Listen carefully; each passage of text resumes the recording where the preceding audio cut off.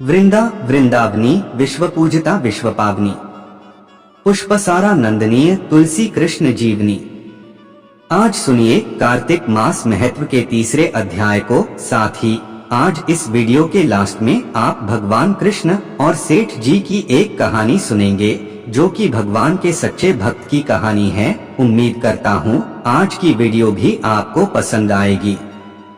शौनक आदि 88,000 ऋषियों से श्री सूत जी महाराज कहने लगे कि कार्तिक और अन्य मासों में किए जाने वाले व्रतों की जानकारी प्राप्त करने के बाद देवर्षि नारद जी के मन में यह जानने की इच्छा जागी कि कार्तिक मास के लिए सर्वश्रेष्ठ व्रत कौन सा है।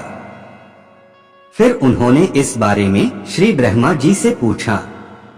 ब्रह्मा जी ने उत्तर देते हुए कहा, पुत्र, अब मैं तुम्हें उस परम गोपनीय और अटल फलदायी नखत व्रत के बारे में बताता हूँ, जो सुख सौभाग्य और मोक्ष के साथ साथ स्त्रियों को अटल सुहाग भी देता है।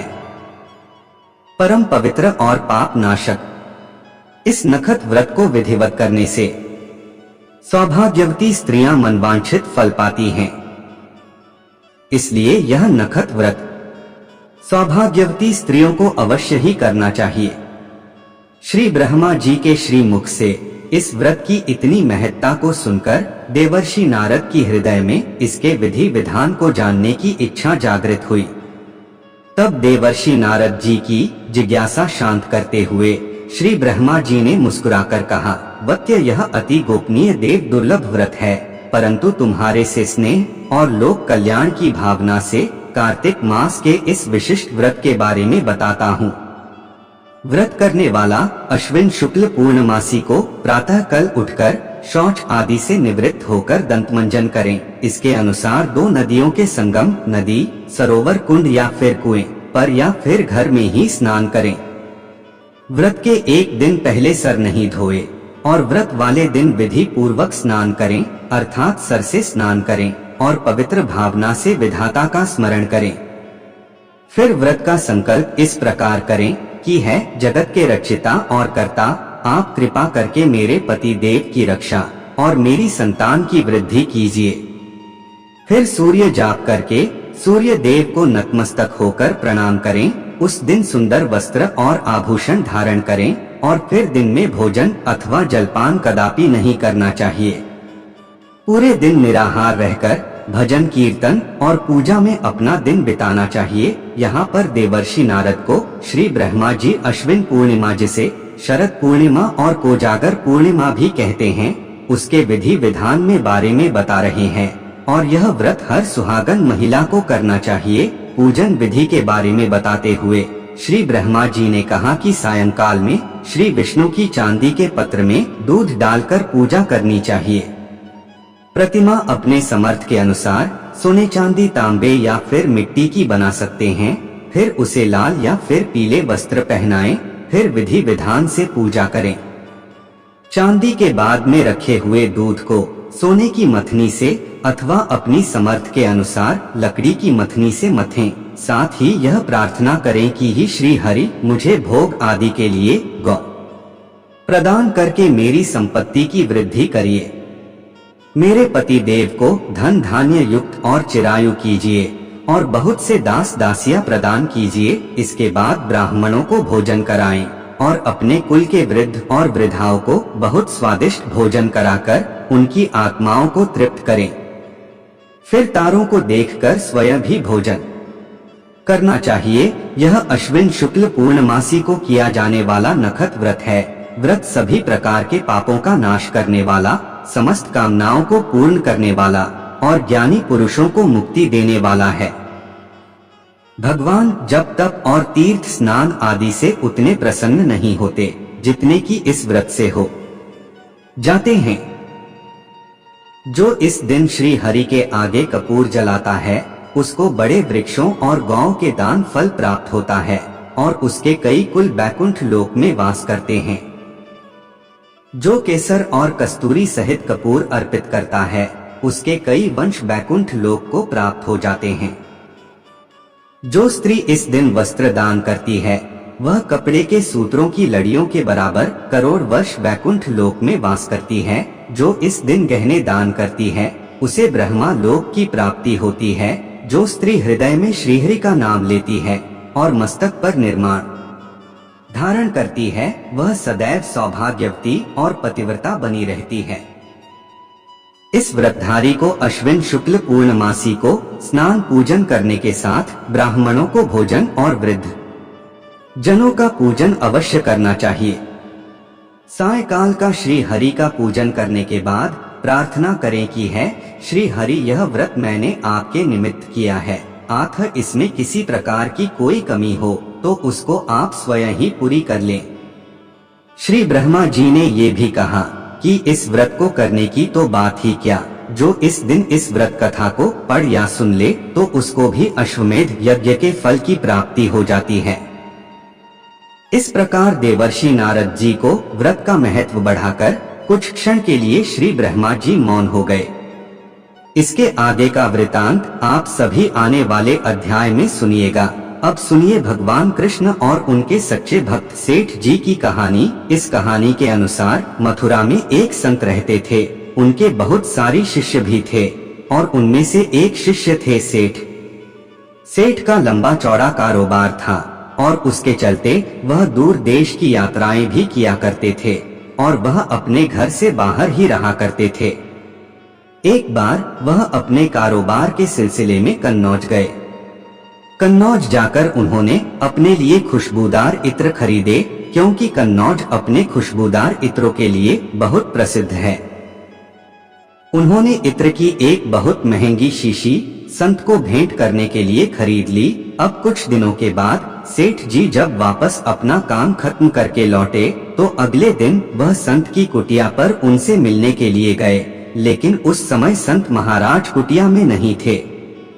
उन्हीं के आसपास रहने वाले शिष्यों से पूछा तो पता चला संत महाराज तो यमुना नदी किनारे गए हैं ध्यान और स्नान करने के लिए। जब सेठ ने यह सुना तो वह चल दिए घाट की तरफ। घाट पर पहुँचे तो देखा संत महाराज तो घुटने के बल पानी में खड़े होकर यमुना नदी में कुछ देख रहे हैं और संत महाराज यमुना नदी में कुछ इस तरह से देख रहे थे कि उन्हें अपने आसपास की सुध ही नहीं रही। उन्हें नहीं पता कि उनके आसपास क्या हो रहा है और यमुना नदी की तरफ देखकर वह मंद मंद मुस्कुराए भी रहे थे।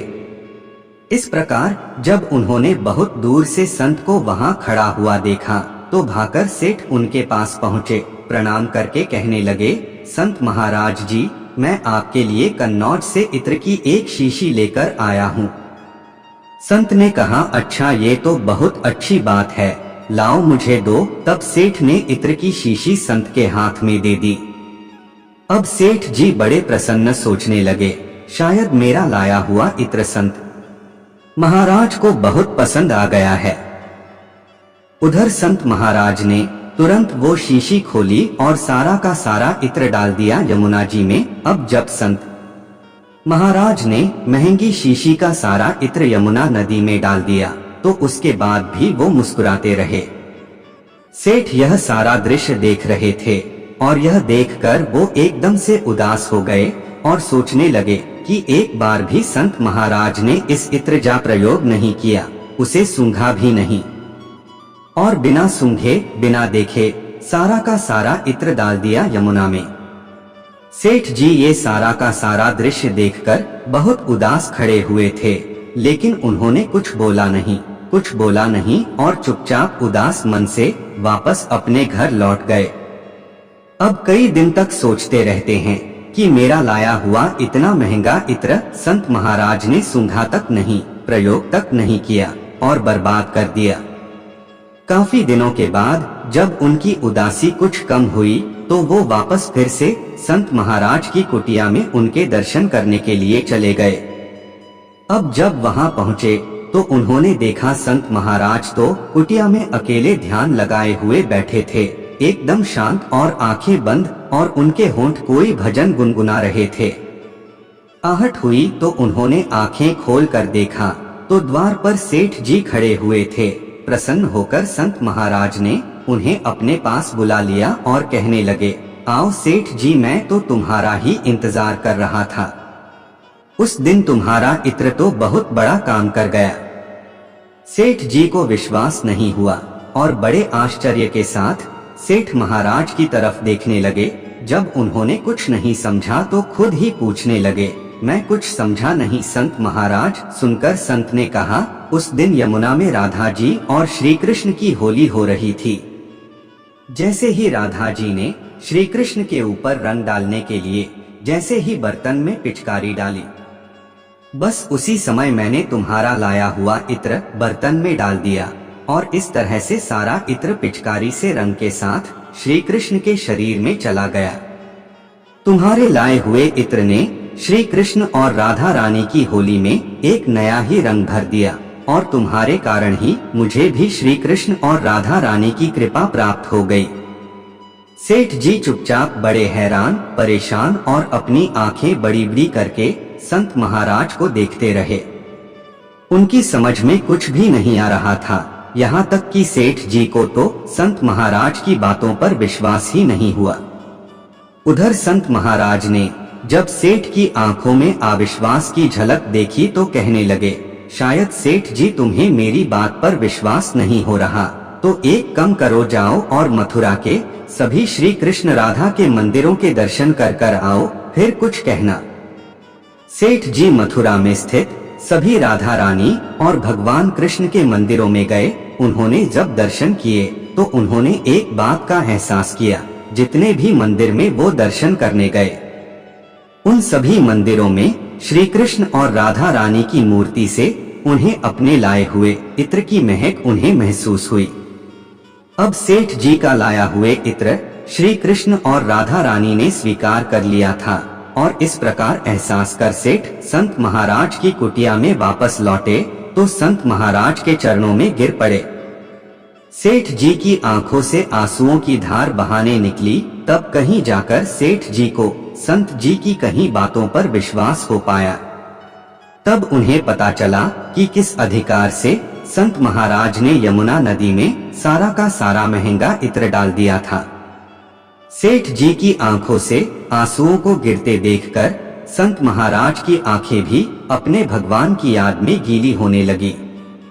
इसलिए सदा याद रखना चाहिए कि संत महात्मा भले ही हमारे जैसे दिखती हो, लेकिन वे हर वक्त अपना ध्यान सिर्फ अपने भगवान में लगाए रखते हैं और हम जैसों को यह अधिकार तब प्राप्त होता है जब हम भक्ति की राह में आगे बढ़ते हैं और हमारे मन में आने भगवान के प्रति श्रद्धा और विश्वास बढ़ जाता है।